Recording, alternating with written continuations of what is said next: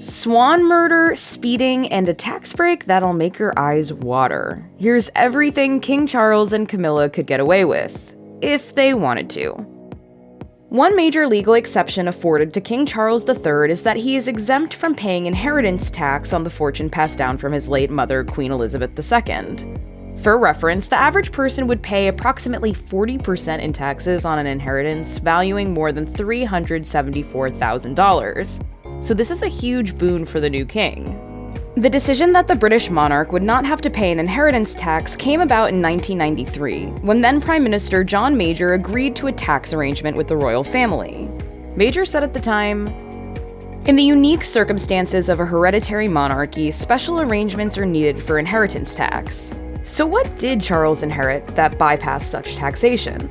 Well, for one, he gained his mother's $500 million personal portfolio, likely saving around $200 million in taxes. On top of this, he is responsible for the $42 billion fortune belonging to the crown, including palaces, estates, land jewels, and other valuables. The tax deal of 1993 also freed the monarch from paying income tax.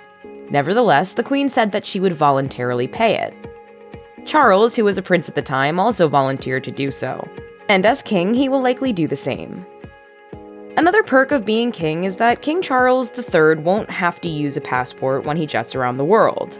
The rule was the same for the late Queen Elizabeth II, who was exempt from needing identifying documents precisely because British passports are issued in the name of the monarch.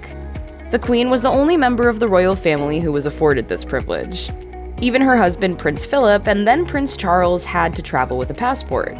However, by this logic, Charles will be granted the same exception as king. On a similar note, some people have raised an interesting question about the validity of British passports after the Queen died. Will passports still be valid now that there is a new monarch? Well, according to Euronews, they'll still be workable official documents and will likely change slowly, as expired passports are renewed, to reflect Charles's sovereignty. Here's a fact for you. King Charles III doesn't have to comply with speed limits when driving. The Road Traffic Regulation Act means that vehicles associated with police, fire, and ambulance services are exempt from following speed limits when they're performing their specific duties. Now, this doesn't mean King Charles III can jump in any old car and blast off by himself. It means that when the royal family is on duty, they are always accompanied by a police escort, which allows them to surpass the speed limit. A representative from the Department for Transport told one British tabloid, "The law currently states that speed limits do not apply to any motor vehicle being used for police, fire and rescue authority, ambulance, or serious organized crime agency purposes. The Prime Minister and royal family are driven by the police, so the driver would be exempt because the police have an exemption in law. But the royal family still arrives in style, no matter what speed they're going."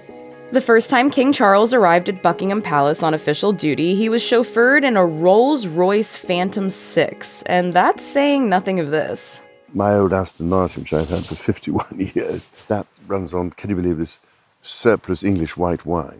The royal family, specifically the monarch, is exempt from the Freedom of Information Act, which allows citizens to obtain information about public authorities.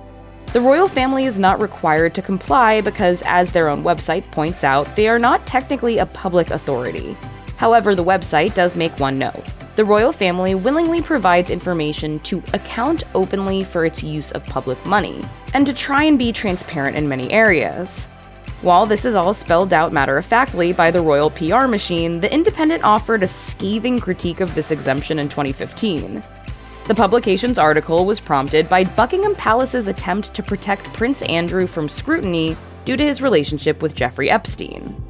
Author Yasmin Alibi Brown pointed out that not only does the royal family get a pass from the Freedom of Information Act, but they also can prevent the press from revealing information that could potentially damage their reputation. Alibi Brown called their unchecked influence and lack of transparency an unfair combination, and cited instances in which the royal family stopped the BBC from airing 2 different documentaries about them. Perhaps most dramatically of all, King Charles III enjoys a protection known as sovereign immunity.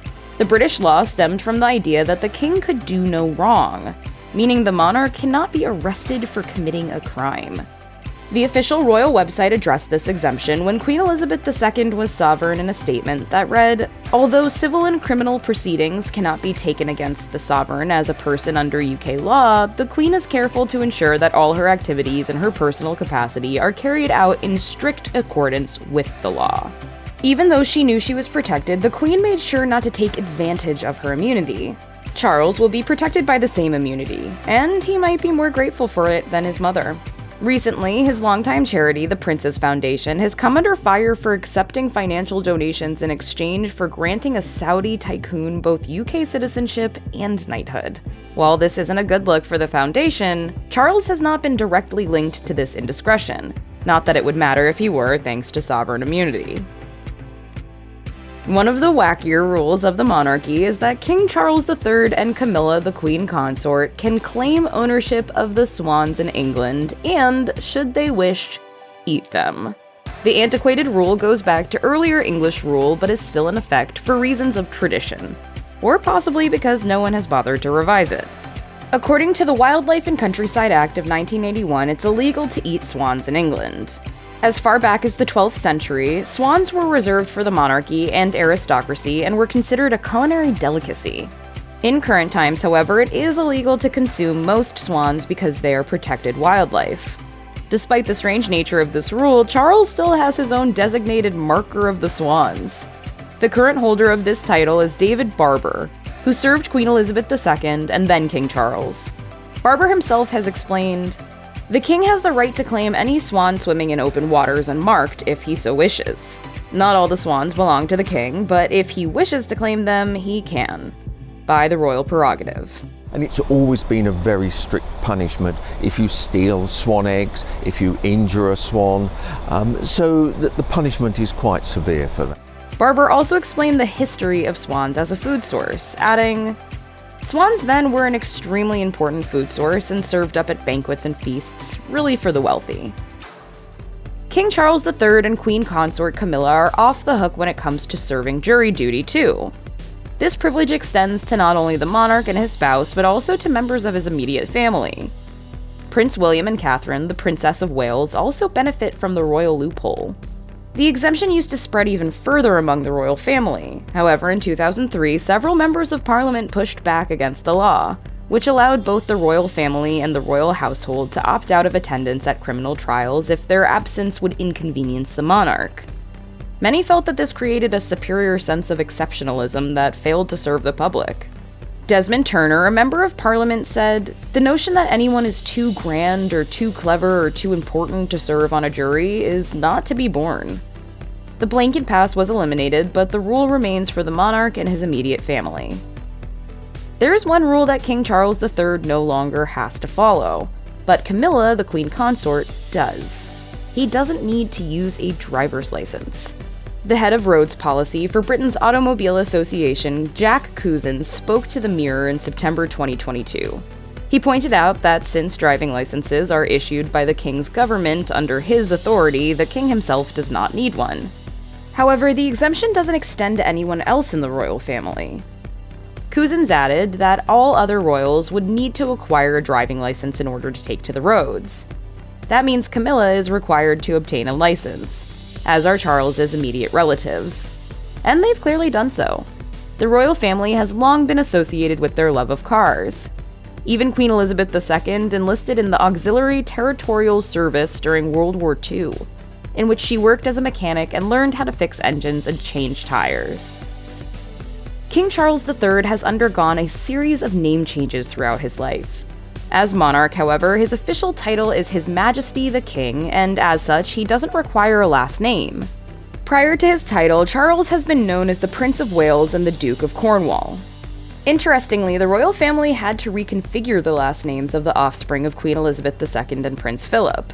Members of the royal family originally used Windsor as a surname, but after Philip and Elizabeth's children were born, the children used the hyphenated combination Mountbatten-Windsor, with Mountbatten coming from Philip's side.